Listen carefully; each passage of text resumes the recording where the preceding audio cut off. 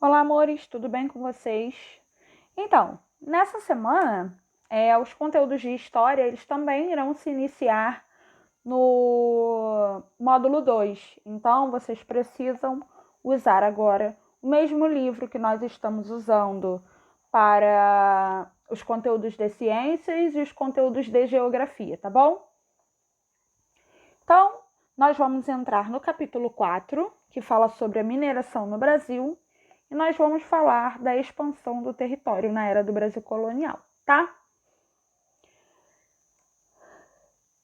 Como foi dito, o processo de colonização do território brasileiro teve início nas regiões litorâneas. Com o passar do tempo, diferentes atividades econômicas foram se desenvolvendo no interior da colônia. A atividade econômica que mais promoveu o deslocamento de colonos para o interior do território foi a mineração. Após expedições organizadas pelos bandeirantes à procura de minerais preciosos, descobriram ouro pelas regiões que hoje formam o estado de Minas Gerais. Essas descobertas atraíram muitas pessoas para essa região. Na verdade, essas pessoas queriam enriquecer com a exploração do ouro. O mapa abaixo, que é esse mapinha aqui,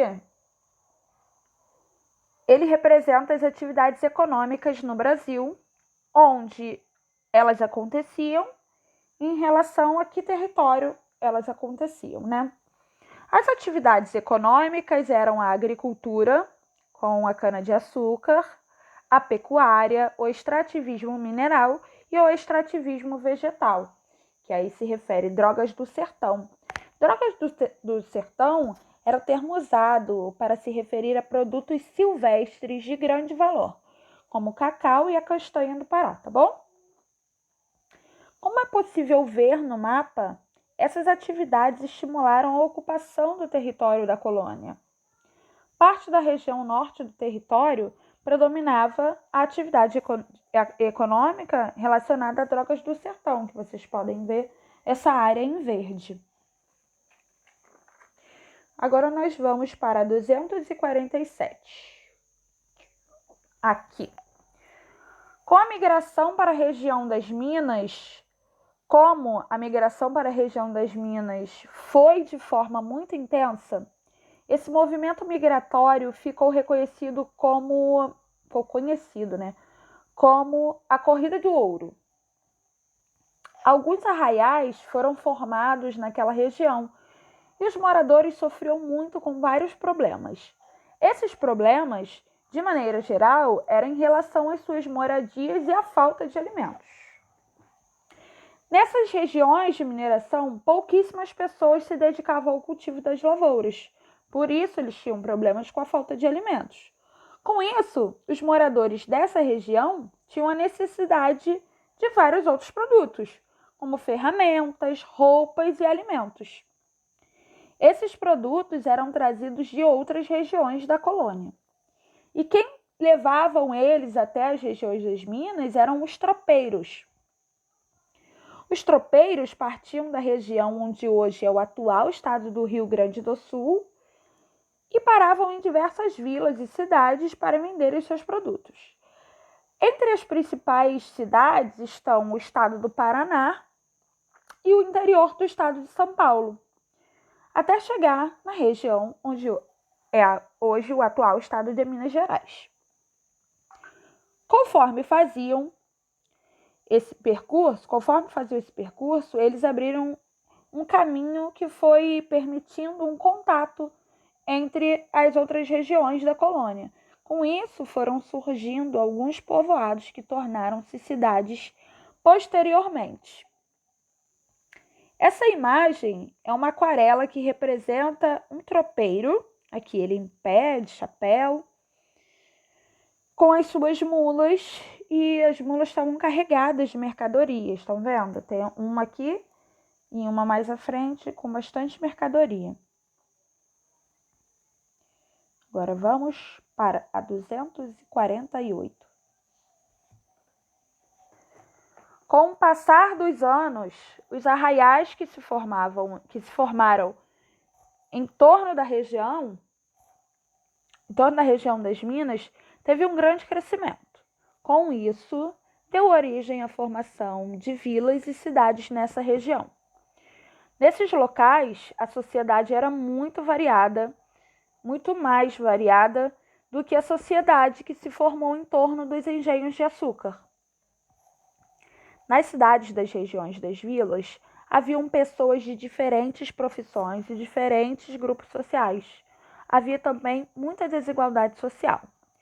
Uma parte da população era formada por africanos e afrodescendentes escravizados, que faziam diversos tipos de trabalho, que era da extração do minério até serviços domésticos. Também tinha um grupo de pessoas livres que trabalhavam em cargos públicos, outros eram comerciantes, e umas pessoas que exerciam as profissões de alfaiates, sapateiros, pedreiros. O grupo com mais poder aquisitivo era o grupo com os donos das minas e os funcionários de governo com cargos mais elevados. Como a extração do ouro fez a colônia crescer economicamente, a coroa portuguesa resolveu transferir a capital da colônia, que era em Salvador, para o Rio de Janeiro. Por quê? Porque no porto do Rio de Janeiro era feito o embarque do ouro extraído das minas para Portugal. Então, quando a capital era em Salvador, tinham que levar essas informações até Salvador. Então, os ouros saíam das minas, eles iam para o porto do Rio de Janeiro para ser levado para Portugal. Mas essas informações, para chegar até eles, tinham que chegar na cidade de Salvador. Então, eles decidiram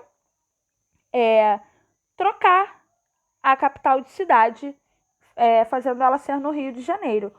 Porque com a sede do governo nessa cidade, ficou muito mais fácil para a coroa portuguesa ter o controle do embarque e a cobrança de impostos sobre o ouro. Agora vamos aqui na atividade da página 249, que eu vou explicar a vocês. No número 1, vocês terão que completar as frases com uma das palavras do quadro. Se vocês precisarem, podem voltar nas páginas 247 e 248, tá bom? No número 2, vocês irão relatar o que vem nessa imagem. No livro, eu estou achando essa imagem um pouco escura, né? Nela estão os tropeiros, vários tropeiros aí. Vocês podem relatar as características desses tropeiros, como eles estão vestidos, né? E como é o lugar que eles estão parados. Então, vamos na página 250. Nessa página, nós vamos falar sobre como era feito o trabalho nas minas. Eu vou falando e vou mostrando cada imagem para vocês, tá? A maioria das pessoas que realizavam esse trabalho eram pessoas escravizadas. Elas trabalhavam em condições precárias e o seu trabalho era sob vigilância permanente dos feitores que sempre os agrediam. Aqui, ó, como na imagem da letra C, estão vendo? Tem um feitor, que é esse de chapéu, parece estar com um chicote na mão, e os outros são os escravos trabalhando. Eles passavam horas em pé, com parte do seu corpo dentro d'água, como mostra aqui a imagem da letra A. Por conta disso, muitos deles tinham a sua saúde prejudicada. Quando o ouro se esgotava nos leitos dos rios, tinham escravos que trabalhavam em túneis para a extração de ouro também. E eles corriam, aqui como a imagem da letra B está mostrando para vocês, eles corriam risco desses túneis desabarem, porque eram feitos de qualquer maneira, não tinha segurança nenhuma. Eu vou colocar na 251 para falar aqui sobre essa imagem da letrinha D.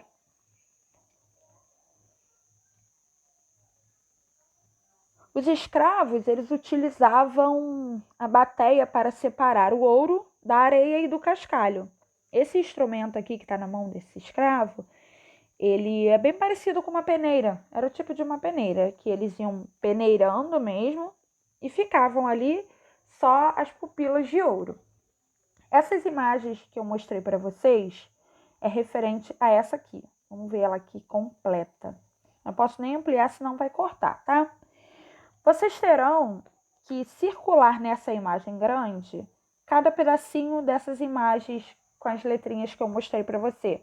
A imagem correspondente à letra A, à letra B, à letra C e à letra D. Vocês vão circular aqui nessa imagem, tá bom? Vamos lá para 252. Nessa atividade, vocês terão que ler esse texto e responder as questões a seguir. Muitas dessas respostas estão nas páginas 250 e 251, tá? Também tem parte delas na 249, na 248, tá? No número 2... Aqui. No número 2 aqui, vocês terão que dizer em que condições as pessoas escravizadas trabalhavam nas minas. Isso também está na página 250, tá? E aqui, eu vou falar para vocês, na 253, é a nossa última página da aula de hoje. Eu vou explicar para vocês. Nessa página, eu vou explicar como a coroa portuguesa controlava as minas de ouro. Bem, nós já sabemos que Portugal que fazia esse controle com a exploração das minas de ouro. E o objetivo deles era arrecadar o máximo de riqueza possível. Para isso, eles cobravam impostos.